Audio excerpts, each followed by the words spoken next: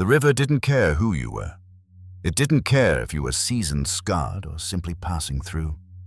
When the current took something, it usually didn't give it back. That morning in Montana, the Yellowstone River was running fast with meltwater gray and restless. Daniel, who had lived on its edge for more than a decade, knew the sound of every bend, every stone, every ripple against the hull of his boat. But the sound that cracked through the fog wasn't one he had ever heard before. A cry sharp and panicked, too young to be a roar, too wild to be anything human. He dropped his oars and scanned the water, heart hammering in his chest. For a long second there was nothing. Then, caught in a whirlpool near the far bank, he saw it.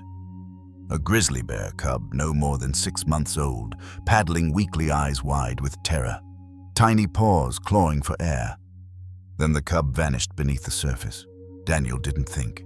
He kicked off his boots, stripped his jacket, and dove.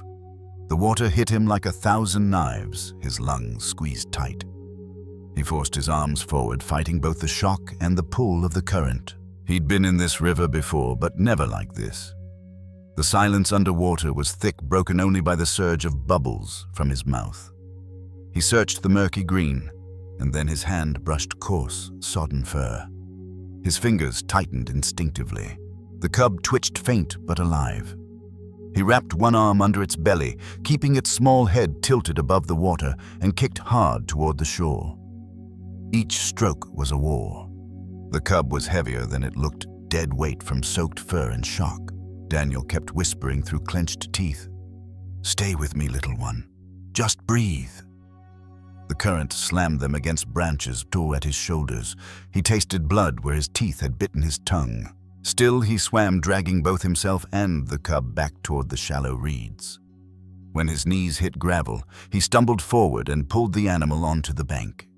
It lay still, chest barely moving. Its fur clung flat, darkened, almost lifeless. Daniel pressed 2 fingers against the chest, feeling for the faintest thrum. There it was. Weak, unsteady, but there. He knew every second mattered. He tilted the cub carefully, letting water drain from its nose and mouth.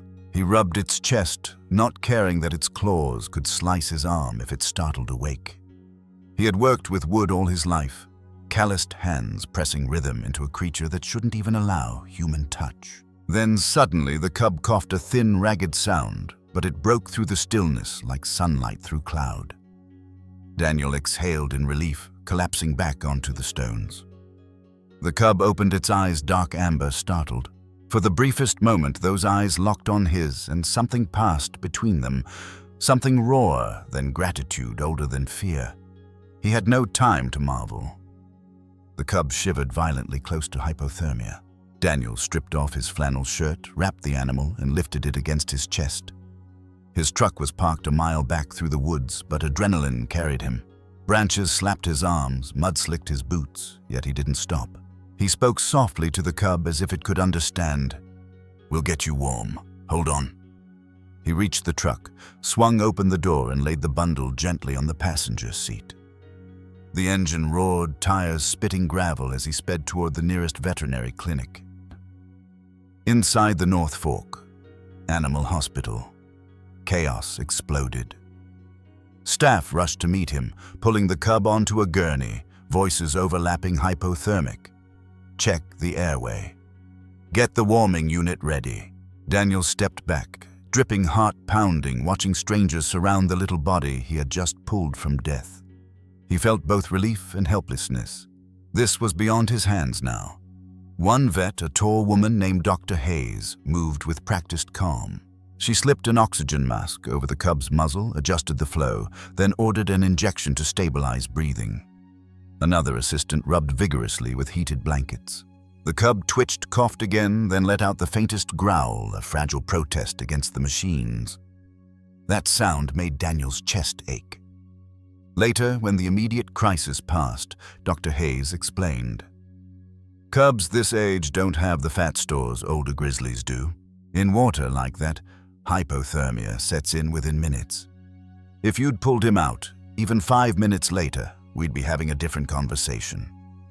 Daniel sat in the corner, wet clothes clinging to him, staring at the cub now nestled under layers of warmth. "He's lucky," he whispered. She shook her head. He's alive because someone acted when most wouldn't. Wild or not, predator or prey life teeters on seconds. In the wild, that's natural law. But when cruelty tips the scale, only intervention can restore balance. Daniel didn't want to be a hero. He had only followed instinct, but in that moment, instinct had been the only thread between life and loss. Hours passed. The cub's breathing steadied. His paws twitched like a dream had caught hold of him again. Daniel leaned forward, whispering, "You're going to make it." For the first time in years, he felt the silence inside him shift. Grief had hollowed him since his brother's accident, but this fragile life was forcing him to listen again. Sometimes healing begins not with words, but with action, with pulling something broken out of the current and refusing to let it sink. Veterinary staff took notes, checked vitals, and prepared to transfer the cub to a rehabilitation facility.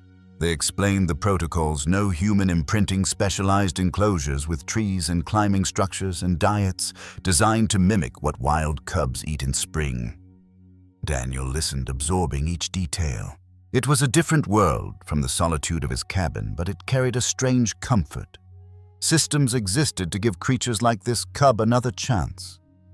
Still, he couldn't shake the image of the rope burns he'd glimpsed under the fur. This wasn't an accident. Someone had put the cub in that river.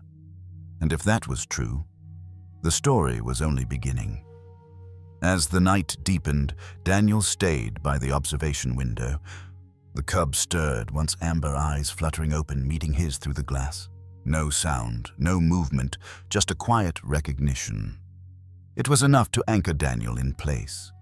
The river had tried to claim a life. Someone had tried to erase it. But here, against the odds, the cub breathed.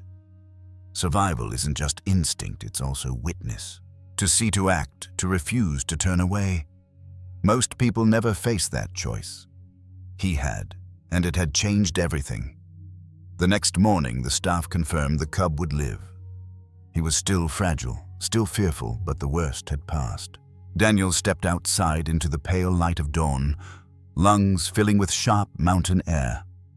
The river murmured in the distance, relentless, unchanged. Yet Daniel was changed. He knew this wasn't over. The rope burns the panic in the cub's eyes. There was more to uncover. And what surfaced next would demand more than just courage in the water. It would demand facing the cruelty that put him there. The rescue was only the first chapter. Saving the cub from drowning had pulled him back from the edge. But the real mystery lay in the marks left on his body, the evidence that someone had wanted him gone.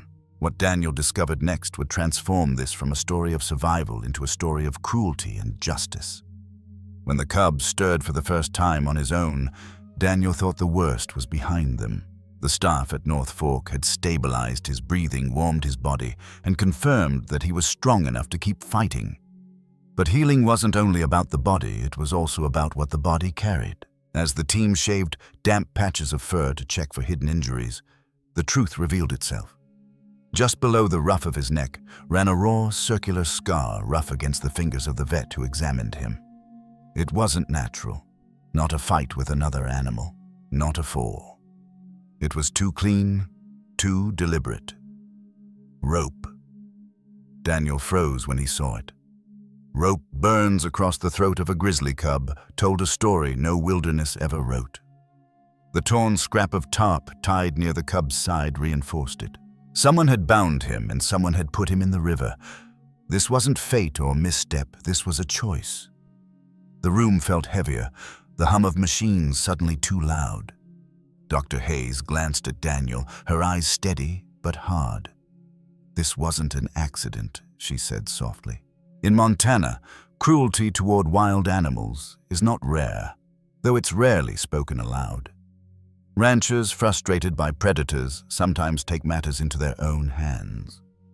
Trappers cut corners, leaving illegal snares, and the laws, though written to protect, are uneven in practice. Federal statutes like the Lacey Act make it a crime to transport or harm protected species across state lines.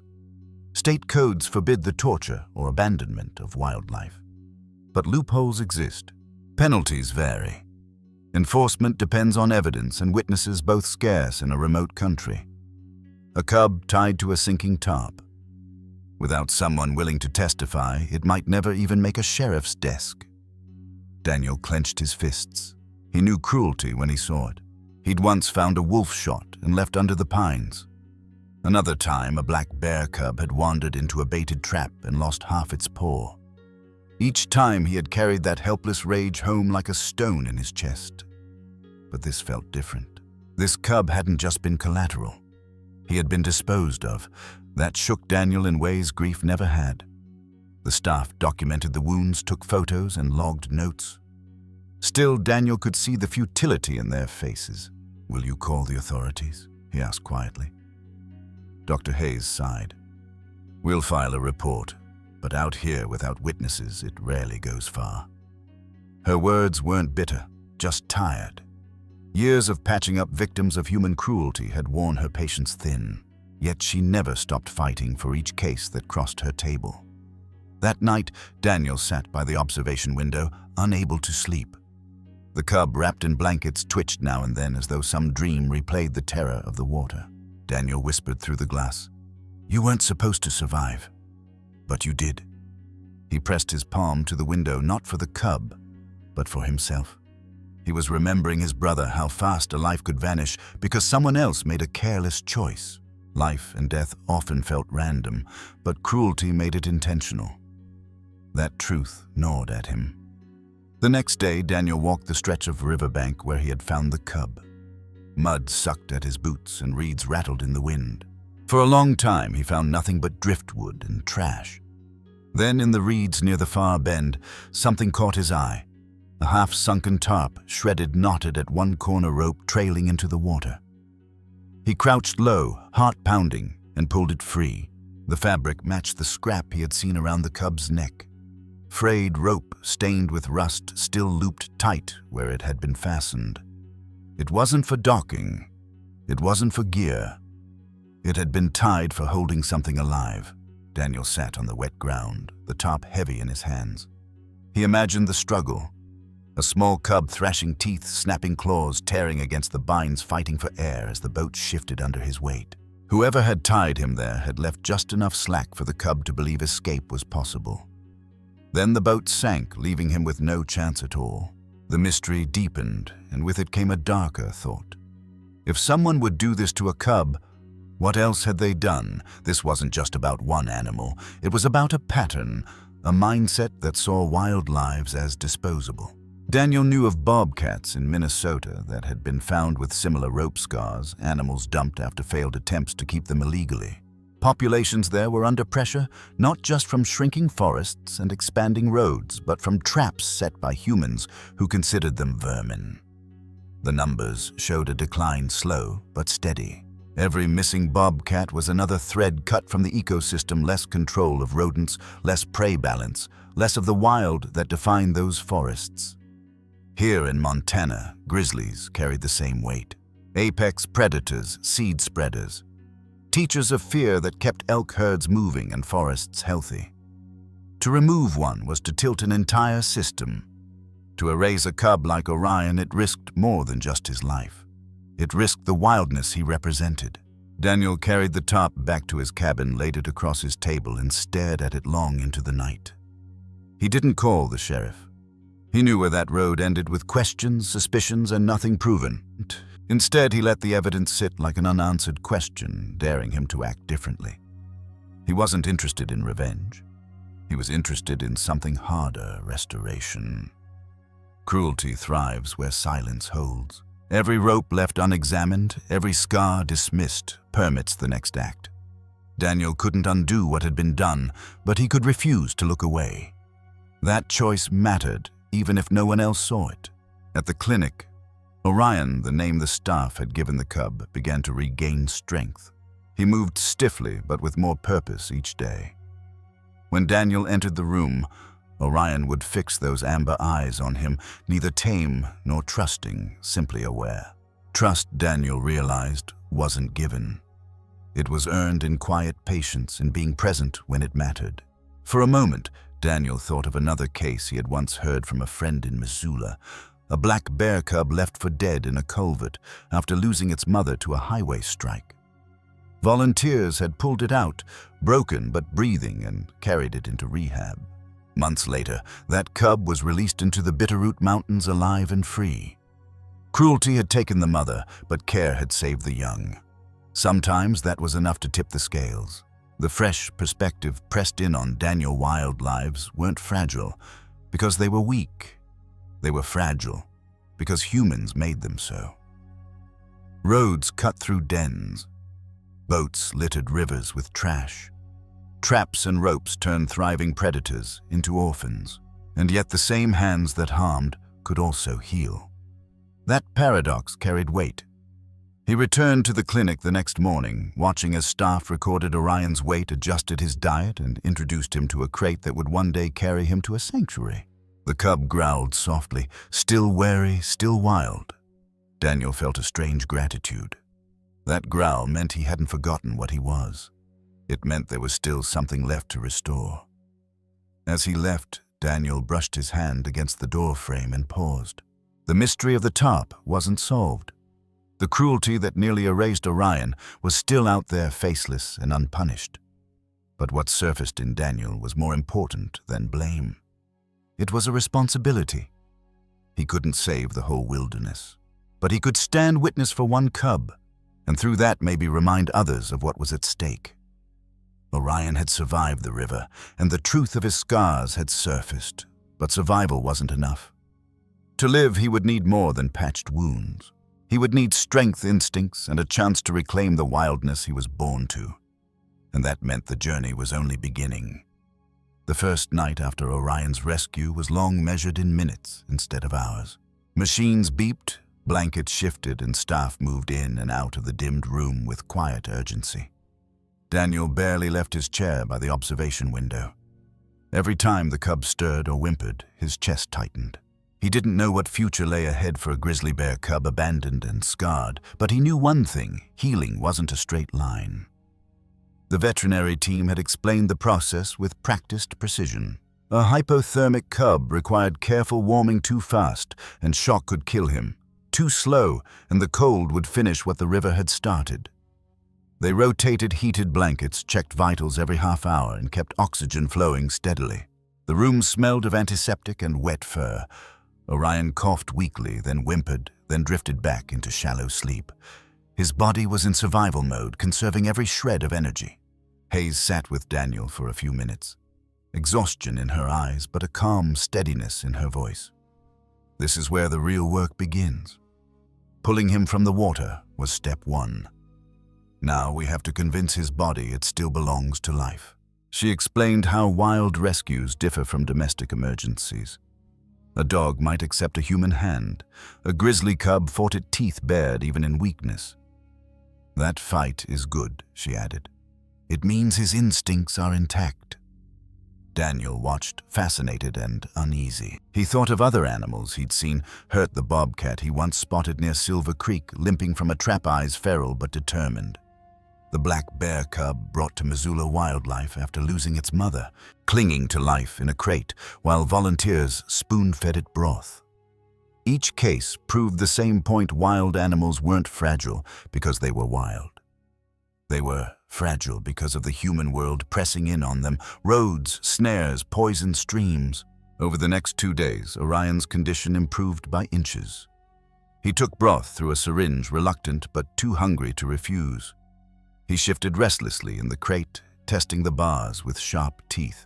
Staff noted his progress on clipboards: weight gain, steady pulse reduction of shivering. They limited human presence, stepping back to let him feel space.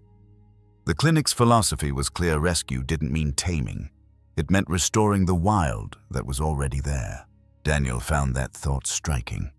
Too often people confuse help with ownership. He remembered neighbors who had once tried to keep a fawn as a pet, feeding it from bottles, stroking its fur only to watch it wither when it couldn't adapt back to the woods. Orion needed something different. He needed humans to step back to play the invisible role of guardians rather than companions. One evening, Daniel entered quietly, carrying a folded blanket. Orion lifted his head, eyes sharp. For a moment, silence held. Then the cub growled low but steady before turning away. Daniel smiled, despite the sting in his chest. That growl was survival speaking. It meant Orion hadn't given up the fight to be wild. Dr. Hayes confirmed it the next morning. "We want him to fear us just enough. That's the line between a cub who can be released and a cub who can't." She gestured toward the warming enclosure where Orion now paced slowly. "Rehab is about teaching him the world isn't safe with us, but safe without us." She pointed out the crates lined with straw the branches brought in for climbing practice and the mix of berries and fish introduced into his meals to mimic a natural diet. "We give him the tools, then step aside." Daniel listened carefully, absorbing each detail. It wasn't just about Orion. It was about every animal that passed through these doors. The bobcats in Minnesota struggling as forests are fragmented. The orphaned wolves brought to Yellowstone trembling but fierce. The black bear cubs wandering highways after losing their mothers.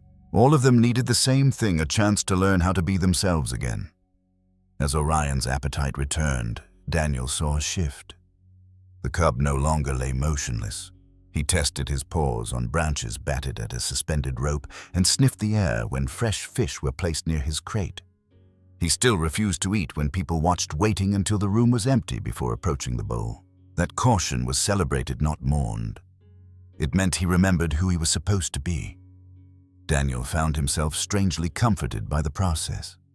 Watching Orion rediscover the small instincts of survival reminded him that healing wasn't about erasing scars. It was about carrying them differently. He thought of his own silence after his brother's death, the years of shutting out friends, turning away from family, letting grief drown him. Like Orion, he had been pulled back by hands that didn't try to fix him but simply made survival possible. The rest, he realized, had to be his own work. Healing can't be forced. It can only be supported, nurtured, and given space. Just as Orion had to relearn the world on his own terms, so did Daniel. The two of them, predator and man, were sharing the same road without ever speaking it aloud. Staff at the clinic prepared for the next step, transfer to a wildlife rehabilitation center near Yellowstone, where Orion would have more space, more privacy, and less human scent around him. The crate was rolled out, lined with straw. Orion resisted, teeth snapping, claws swiping. Daniel flinched but didn't step closer. Resistance meant strength, and strength meant survival. He whispered under his breath, "Keep fighting." On the drive, Daniel followed behind the transport truck headlights, cutting through the forest dusk. He felt like he was escorting more than a cub. He was escorting possibility, the fragile chance that cruelty hadn't won, that a life once tied to drowning might instead return to mountains and rivers. When they arrived, the sanctuary gates opened slowly, revealing enclosures rimmed with trees and rocks. Staff there worked quietly, moving with practiced care. Orion was placed into a holding pen, still growling, still defiant. Daniel watched from a distance as the cub sniffed the air, eyes alert, claws scraping the earth. The wilderness was calling him back. Rescue wasn't about possession, it was about release. Healing wasn't about erasing what had happened, but about restoring what had been threatened. For Orion, that meant claws sharpened on bark paws, padded over stone, instincts alive and unbroken. For Daniel, it meant understanding that sometimes the greatest act of care is to let go. That night, as he drove home, the stars spread clear over the Montana sky. The river shimmered in the moonlight, no less dangerous, no less relentless. But somewhere beyond the bends, a cub who had been tied to die was breathing again, learning to live without chains. And Daniel carried with him a truth that softened the edges of his grief: as survival is never solitary. It always depends on hands, sometimes human, sometimes wild, that refuse to let go. Orion's body was healing his instincts, sparking back to life. But recovery inside the safety of walls was only part of the journey. The real question waited outside: could he reclaim the wilderness, and what would it demand of both him and Daniel? When that day came, the sanctuary was not meant to feel like home. That was the point. No bright lights, no warm couches, no soft human voices coaxing comfort. It was built to remind its residents that the world beyond fences was still theirs. For Orion, the grizzly cub who had once been bound to die in the river, this was where his true test began. Daniel visited sparingly, as staff advised. Each time he stood outside the wire, he kept his distance. He wanted to see, but not to intrude.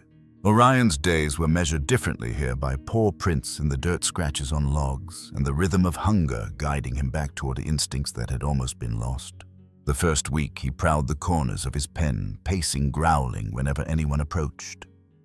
That wildness was celebrated. It meant he remembered who he was. The staff introduced him to climbing logs and stumps, watching as he wrestled awkwardly, first slipping, then finding his grip. They scattered food berries, fish carcass scraps, forcing him to forage rather than simply eat from bowls. Each new behavior was logged carefully: how he stalked, how he dug, how long it took him to find hidden meals. Every detail mattered.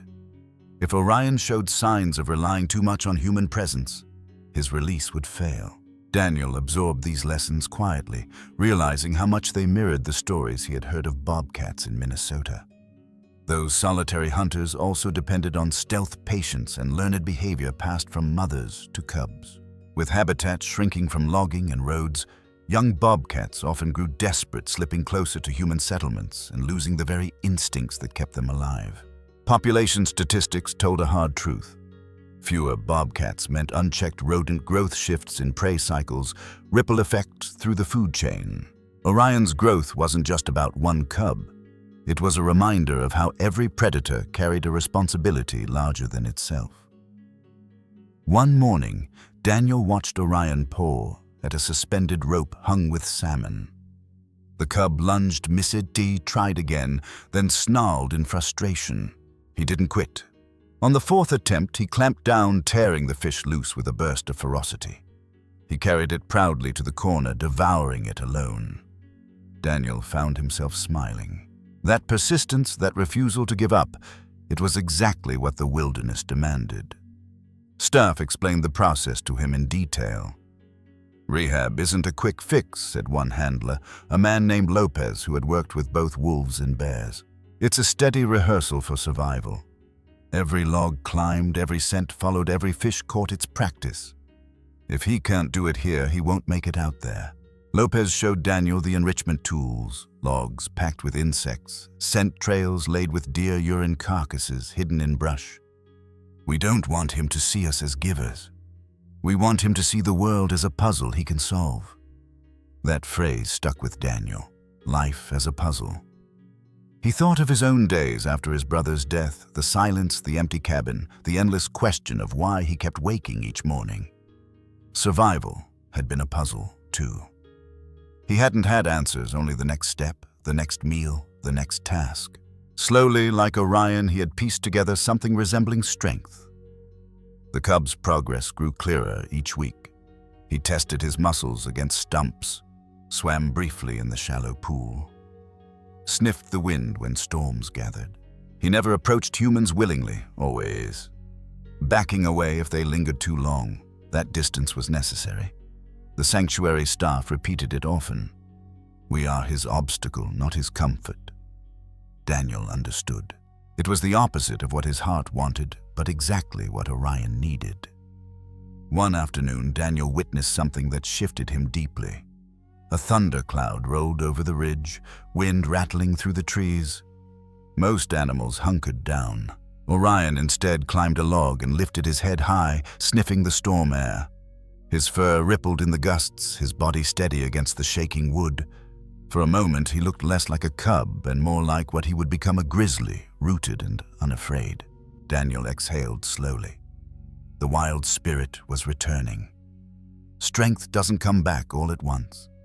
It flickers in moments, appears, vanishes, returns until it stays. Watching Orion face storms reminded Daniel that healing wasn't about forgetting what had hurt you.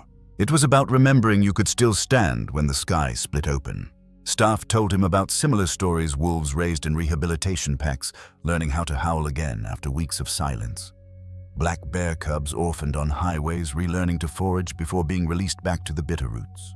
Each case carried the same theme. Wildness doesn't vanish. It waits. It just needs room to rise again. Daniel took that thought home with him. In the quiet of his cabin, he looked at the scars in his own life. Maybe grief hadn't erased him. Maybe it had only hidden what was still there. Orion's journey was proof survival wasn't about being untouched.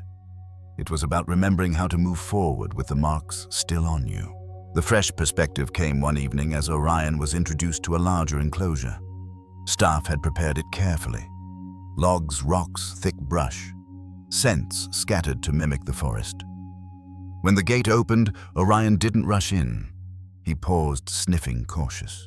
Then he stepped forward, paws pressing into earth that smelled of pine.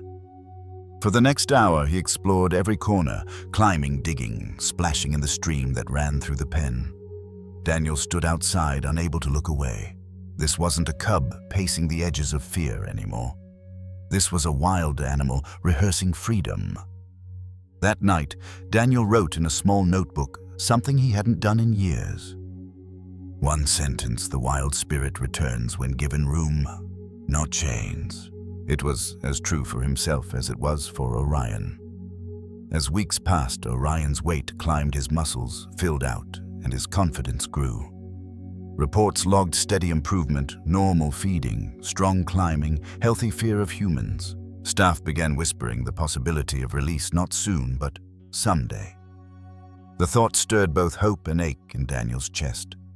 He had pulled Orion from death, but he knew he could not keep him. The best future for the cub was the one that left Daniel behind. Orion was no longer just surviving. He was practicing the life he was meant to live, every growl and stride carrying him closer to freedom. But survival inside the sanctuary was one thing. The true test would come beyond the fences and storms that tore trees down and nights filled with silence. And as Daniel would soon see, the wild spirit's return carried both promise and peril. The Yellowstone Wildlife Sanctuary was nothing like the clinic where Orion first fought for breath. Here, the air smelled of pine-damp soil and animal musk. The sounds were layered: ravens cawing overhead, wolves pacing in a nearby enclosure, the low huff of a black bear cub testing its strength against a log. Behind these walls, survival was rehearsed, not guaranteed. Every corner, every routine, every decision was designed for one purpose: to return animals like Orion to the wild, stronger than they came in. Daniel arrived before sunrise on his first volunteer shift, unsure if he belonged. He was used to solitude, not structured schedules. But he followed Lopez, the handler, who had explained so much to him before, into the day's rhythm. The work was simple at first: hauling buckets of water, scattering food in enclosures, carrying logs cut for climbing practice. The labor left his hands raw, but it gave his mind a steady beat to follow. He quickly saw how much effort went unseen. Staff worked long hours, often with fewer hands than needed. Funding stretched thin. Every new intake meant someone had to decide what could be postponed or sacrificed. Yet no one spoke of giving up. Instead, they moved with quiet determination. Behind these walls, Lopez told him every action counts. Miss a feeding, miss an observation, and you risk losing more than an animal. You risk its future. Daniel watched as the team recorded Orion's behavior, how quickly he found hidden food, how often he climbed, how he responded to thunder. Each detail mattered. A cub that relied on humans for comfort would never be released. A cub that learned to solve problems alone stood a chance. Daniel marveled at the discipline. It wasn't about showing affection. It was about discipline in distance. The contrast struck him when he helped with another enclosure, a black bear cub found near a campground rummaging through trash after its mother was struck by a car. This cub pressed against the fence when people approached, whining when food was delayed. He's dangerous in a different way, Lopez explained. Too comfortable with humans. Release him now and he'll walk straight to another campsite. And next time, people won't show mercy. It was a stark reminder: saving an animal didn't always mean sending it home. Some would remain here permanent residents because human mistakes had reshaped their instincts. Later, Daniel assisted with feeding wolves. They moved as a pack, coordinated and cautious eyes sharp. The handler explained that orphaned pups often had to relearn how to howl, to bond, to move together. Without those skills, they'd never survive outside. Daniel stood at the fence, listening to their voices rise together, a sound both mournful and alive. He thought of Orion alone in his pen, relearning survival without family. Every scar, every growl, every small victory was his way of piecing back a life stripped too early. The sanctuary also opened Daniel's eyes to the mental weight carried by those who worked here. During a break, one of the staff, a woman named Sarah, shared quietly, "Some nights I dream about the ones we lost. The fawn that never woke the eagle whose wing we couldn't mend. You carry it, but then you see one walk out free again, and it keeps you going." Her words hung heavy, reminding Daniel that healing wasn't only for animals. It was for the people who devoted their lives to saving them. Daniel began to see his own reflection in these routines. Carrying buckets, mending fences, recording notes, each task chipped at the silence he'd built around himself since his brother's death. Behind the walls, he wasn't just watching Orion fight for wildness. He was relearning the quiet power of responsibility, of showing up even when no one noticed. One evening, Lopez invited him to witness enrichment prep for Orion. They dragged a deer carcass into the pen, hiding it beneath brush and stone. Then they retreated, leaving Orion to sniff, search, and claim the prize. Hours later, Daniel returned to find the carcass torn apart, Orion's muzzle smeared with blood, his eyes bright with pride. It was both brutal and necessary. "That's survival," Lopez said. "If he can do this here, he can do it out there." Love doesn't always look like comfort. Sometimes it looks like giving space, creating challenges, or even letting struggle happen. The sanctuary practiced that lesson daily. It wasn't about keeping Orion safe forever. It was about teaching him to face danger with strength. Daniel also learned how fragile the system itself was.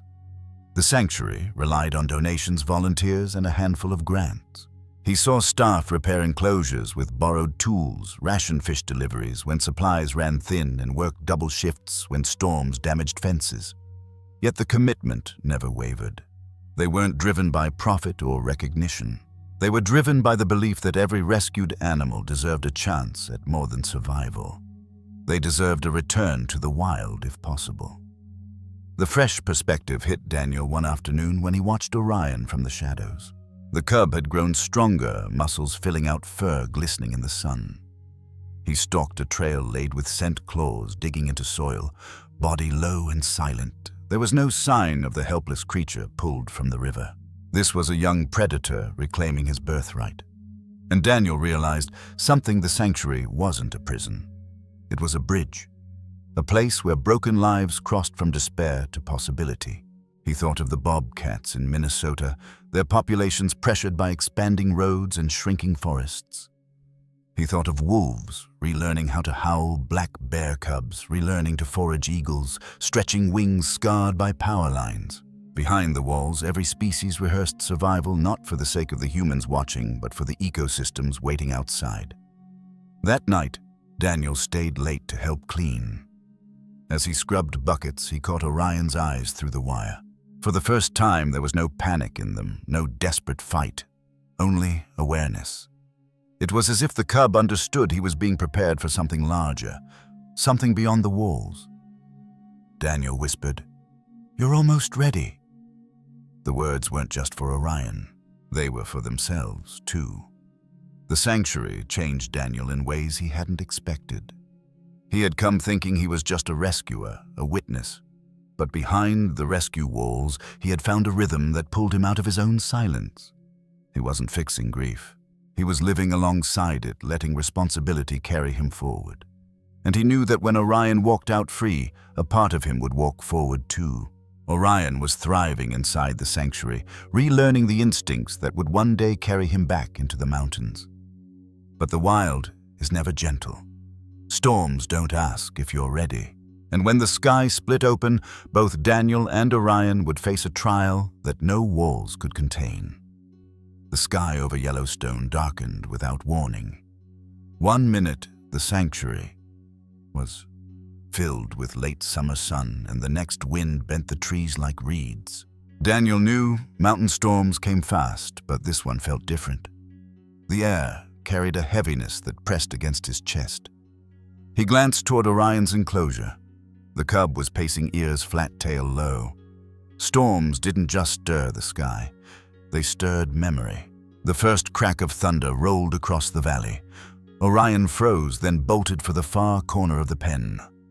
His body dropped low, belly scraping dirt, eyes wide with something more than fear. Daniel recognized the posture. He had seen it before in wolves rescued after being snared, an instinct not only to hide from noise, but from what the noise reminded them of.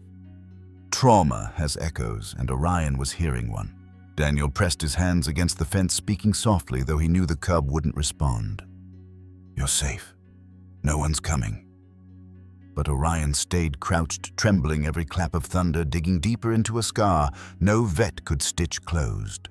The staff observed, jotting notes. "Storm response is a measure of stress retention," Lopez explained. "Some animals bounce back quickly. Others, their bodies remember longer than their minds."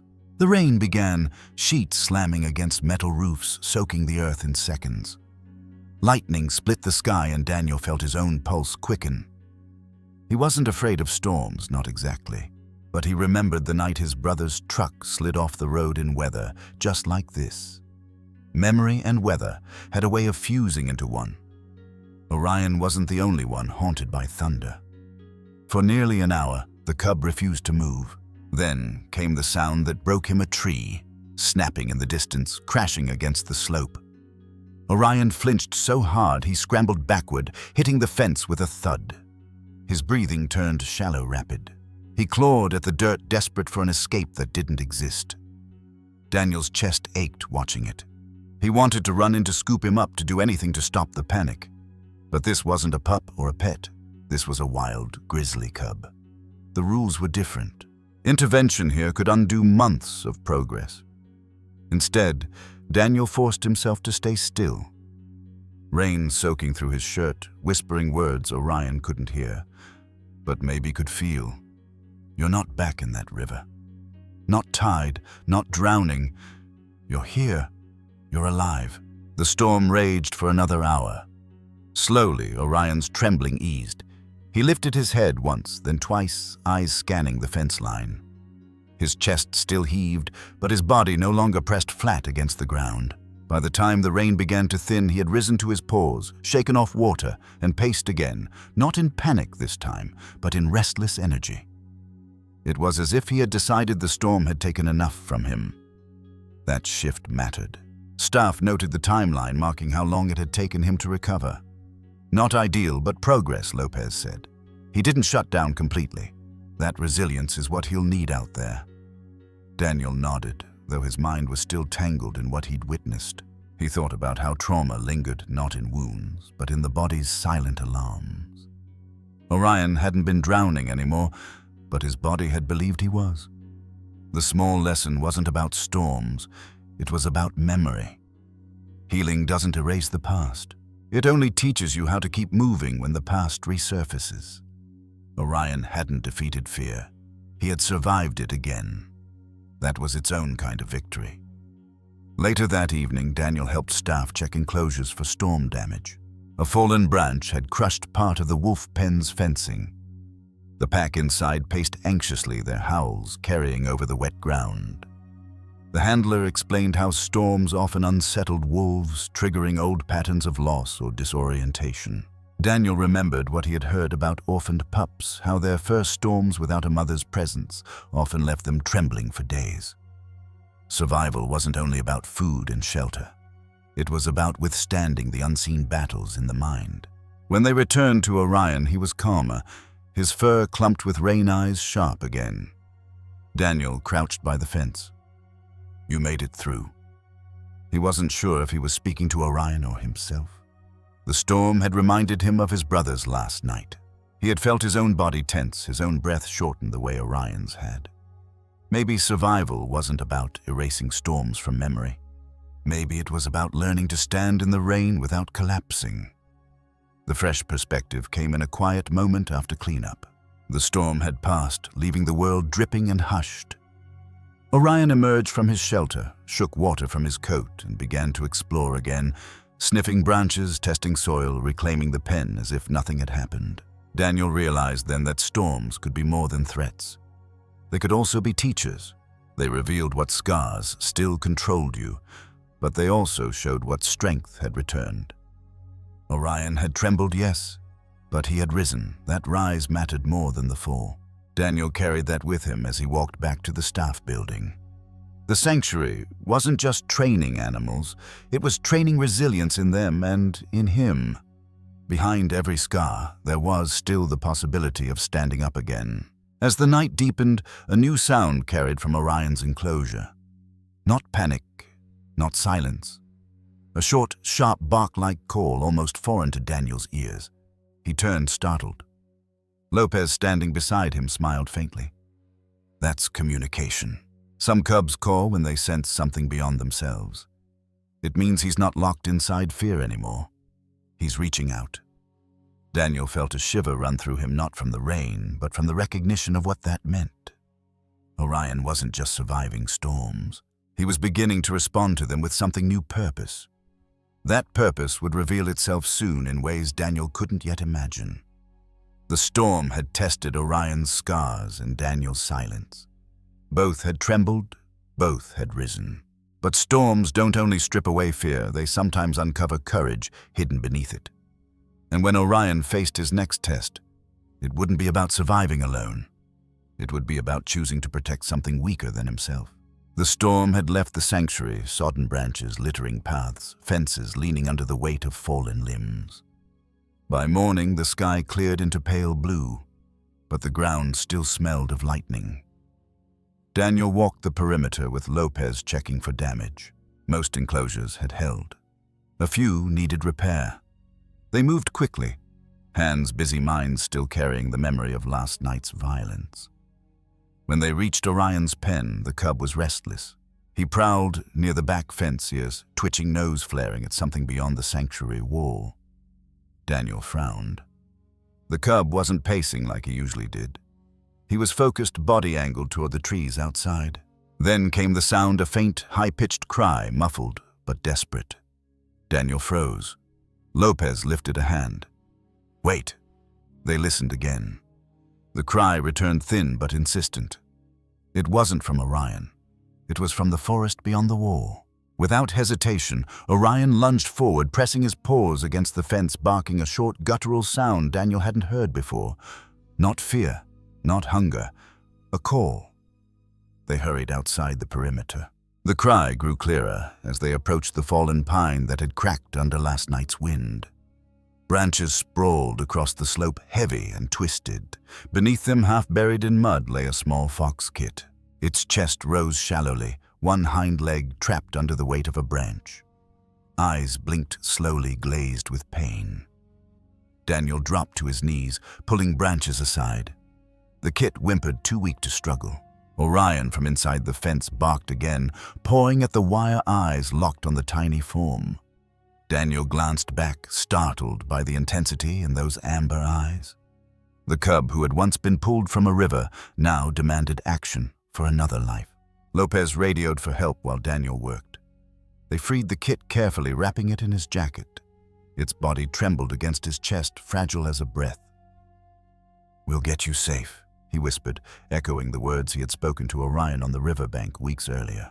The symmetry struck him, and for a moment he felt the world turning in circles rather than lines. Back at the infirmary, the staff moved quickly.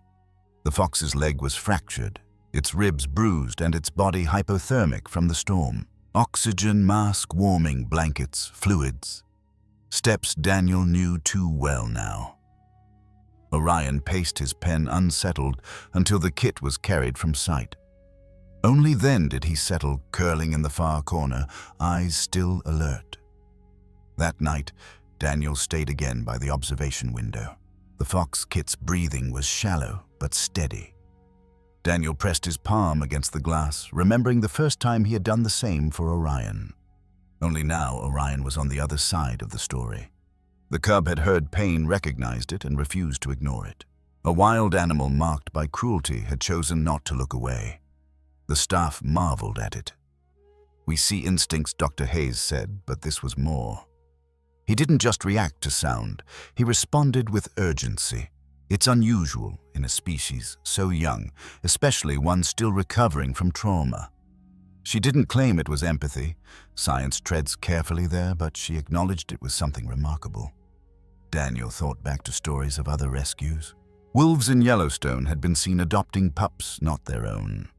Black bear mothers had taken in orphans after losing cubs. Even bobcats in Minnesota had been documented sharing dens in harsh winter survival instincts, bending into something that looked suspiciously like compassion. Nature wasn't as cold as people often believed. It had room for choices, for bonds beyond blood. Orion's bark at the fence was proof. Healing finds its depth not in surviving for yourself, but in recognizing another's pain. Orion had shown that. The cub wasn't free yet, but he was already practicing something greater than instinct. He was practicing purpose. Days passed, and the fox kit improved. Its leg was splintered, and its ribs healed slowly. Staff planned for its release into a smaller sanctuary once it regained strength. Orion, meanwhile, continued his training, climbing, foraging, stalking trails laid with scent. But Daniel noticed a subtle shift. Orion no longer flinched as sharply at storms. He no longer paced endlessly at night. It was as if, having turned his fear into action, he had reclaimed a piece of himself. The fresh perspective came quietly one evening. Daniel stood outside the fence, watching Orion tear into a fish hidden under stones. The cub finished, then turned, meeting Daniel's gaze through the wire. For the first time, Daniel didn't see just survival in those eyes. He saw direction. The look was steady, deliberate, almost as if Orion was asking, "Do you see I am not what they tried to make me? I am more." Daniel felt a lump in his throat. He thought of his own journey, pulled from grief by hands that refused to let him drown, reminded of life by the presence of this cub. And now, through Orion's act, he was learning that resilience deepens when shared. Healing wasn't a solitary climb. It was a chain, each survival linked to another. Staff continued to prepare Orion for eventual release, but now they spoke of him with a different tone. "This one has fire," Lopez said. "He's not just surviving, he's choosing." That difference mattered. In the wild storms, hunger and predators would test him, but the cub, who had once barked for a fox kit, might face those trials with a courage born from more than instinct. Daniel carried the thought home. Alone in his cabin, he replayed the moment by the fence, the urgency in Orion's bark, the fierce demand in his eyes. He realized something he hadn't admitted before. Orion wasn't just the cub he had saved. Orion was the reminder that Daniel still had something left to give. His silence after his brother's death had been a prison, but this wild creature had broken it open. The storm had not defeated Orion. It had revealed him, and in revealing him, it had revealed Daniel too. Orion had crossed an invisible threshold. No longer the drowning cub, no longer the trembling survivor, he had become something more, a protector. But even protectors must eventually leave the safety of walls. The time was coming when Orion's journey would demand release, and Daniel would face the hardest act of all, letting go. The day came quietly, without fanfare. No storm, no frantic rush, no desperate rescue. Just a truck idling at the edge of the sanctuary, a crate lined with straw, and a young grizzly cub pacing restlessly inside. Orion was ready. His weight had doubled his muscles, carried strength, and his instincts had sharpened to the point where human presence barely registered. For weeks, staff had prepared for this, rehearsing transport protocols, filing permits, and choosing a release site deep in Yellowstone's backcountry. It was the moment every rescue hoped for, but few reached. Daniel stood nearby. Jacket zipped tight against the morning chill. He had known this day would come, but knowing didn't soften the ache. He remembered the first moment he had pulled Orion from the freezing river, the trembling breaths, the rope burns on his neck. Now the cub pressed against the crate door with confidence, claws scraping, eyes fierce. It was no longer the look of a victim. It was the look of a survivor about to reclaim his wilderness. The handlers worked swiftly. They loaded the crate into the truck, strapped it down, and double-checked the locks. Lopez clapped Daniel on the shoulder. "You coming?" Daniel nodded. He couldn't imagine staying behind. The drive wound through forest roads, dirt tracks narrowing into trails known mostly to rangers and biologists. Daniel watched the landscape change through the windshield, pine giving way to open meadows, rivers cutting silver lines across the earth. Each turn carried Orion farther from human walls and closer to the world that had nearly claimed him. At the release site, staff moved with quiet focus. The crate was carried down an incline set facing a wide expanse of forest broken by streams and ridges. No towns nearby, no roads, just wilderness. Daniel's breath caught as the door latch was lifted. For a moment, Orion didn't move. He sniffed ears flicking, body poised. Then, with a sudden surge, he bounded forward. The crate tipped as he launched into the grass paws, striking earth like drums. He didn't look back right away. He ran, then slowed, then stopped at the edge of the trees. Turning, Orion lifted his head and fixed those amber eyes on Daniel. The moment stretched wordless but heavy. It wasn't gratitude. It wasn't dependence. It was recognition of a bond forged in survival of a story that had carried them both to this edge. Then, as if satisfied, Orion vanished into the shadows of the forest. Daniel stood still long after the trees had swallowed him. His hands trembled not with cold, but with the weight of letting go. The sanctuary had prepared Orion for release. But no one had prepared Daniel for the silence left behind. On the ride back, he stared at the empty crate. He thought of the black bear cub near Missoula that never learned to fear humans and had to remain in permanent care. He thought of bobcats in Minnesota, their numbers shrinking as roads carved through forests. He thought of wolves reintroduced to Yellowstone whose howls reshaped an entire ecosystem. Each species carried its role. Each rescue carried its lesson. Orion's was simple survival is not the end of the story. The true work begins when survival leads to freedom. Back home, Daniel returned to the rhythms of his cabin. Chopping wood, mending nets, walking trails, but everything felt changed. When he passed the riverbank where he had first pulled Orion from the water, he paused, hearing echoes of that desperate cry. When storms rolled across the valley, he remembered Orion trembling, then rising. When he heard fox kits barking faintly in the distance, he thought of the night Orion had demanded help for one of them. The cub's spirit was no longer behind fences. It lived in every reminder that resilience wasn't about forgetting, but about transforming. Caring for wild animals isn't about ownership, it's about responsibility. Rescue is more than pulling a creature from danger. It's about giving it the tools to live without you. It's about knowing when to fight for them and when to step aside. That balance is hard, but it's the only way wild animals, grizzly bears, black bears, bobcats, wolves, can truly remain wild. Knowledge reinforced the truth. Statistics showed bobcat populations in Minnesota facing threats from habitat loss and road mortality. Black bear cubs, when orphaned, often starved if sanctuaries didn't intervene. Grizzlies, though iconic, still battled shrinking ranges, human conflict, and vehicle strikes. Wildlife sanctuaries served as lifelines, but they couldn't shoulder the burden alone. Laws against cruelty and abandonment existed, but enforcement often lagged, leaving animals vulnerable to traps, poisons, and neglect. Behind every rescue was a system strained thin, kept alive by volunteers' donations and those willing to speak when silence was easier. Daniel thought about the staff at the sanctuary. Lopez, Sarah, doctor. Hayes carrying exhaustion in their eyes, but showing up every day anyway. Behind the rescue walls, they weren't just saving animals. They were holding back the tide of indifference. And in their work, Daniel found a new purpose for himself. The cub he had saved had in turn reminded him how to keep living with grief, how to carry scars without drowning in them. Healing flows both ways. A rescued animal doesn't just take from humans. It gives back, reshaping hearts, reminding us of resilience we didn't know we still had. Orion hadn't only returned to the wild, he had returned to Daniel, to himself. Weeks later, Daniel walked the trail behind his cabin at dawn. The forest was quiet mist curling low, the river whispering beside him.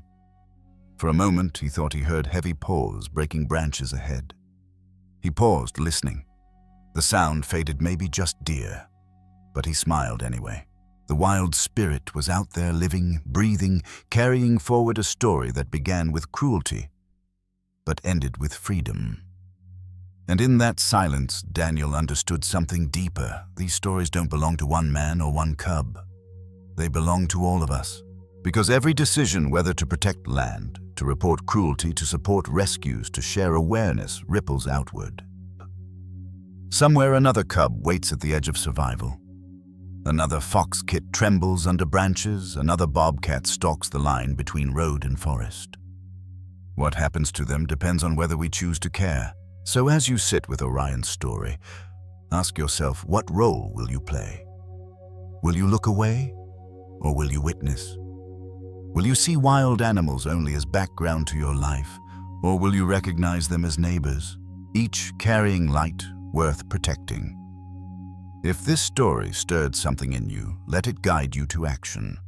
Support your local wildlife rescue. Volunteer if you can, donate if you're able. Report cruelty when you see it. And remember, your voice, your care can be the difference between a life lost and a life restored. And if Orion's journey reminded you, as it reminded Daniel, that healing is possible, even when scars remain, then take one more step with us. Reflect on what resilience means in your own life. Then help us keep sharing these stories of bears, bobcats, wolves, foxes, and the people who refuse to give up on them. Like this video, subscribe to the channel, and share it forward. Somewhere out there, another wild animal is waiting for its chance to surface.